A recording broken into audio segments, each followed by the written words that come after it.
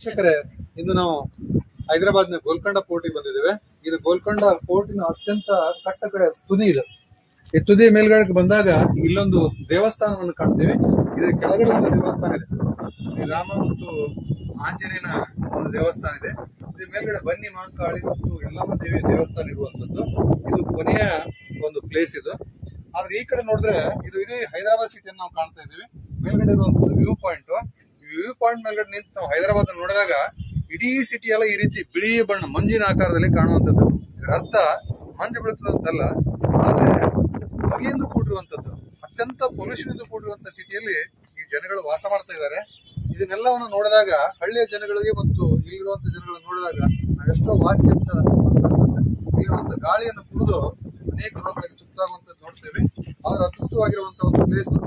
ಕಾಲು ಮತ್ತು ಕೈ ಗಟ್ಟಿರುವಂತವರು ಈ ಸ್ಥಳಗಳಿಗೆ ಬಂದು ಒಂದ್ಸಲಾದ್ರೂ ಕೂಡ ನೋಡ್ ಹೋಗ್ಬೇಕನ್ನುವಂಥದ್ದು ನಮ್ಮ ಆಸೆ.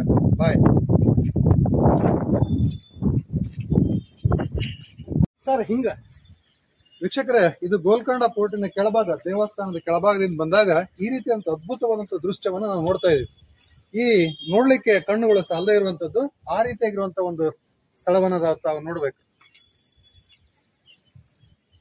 దయచేసి లైక్ చేయండి, షేర్ చేయండి, సబ్స్క్రైబ్ చేయండి అండ్ పక్కన బెల్ ఉంటుంది, జోరుగా కొట్టండి.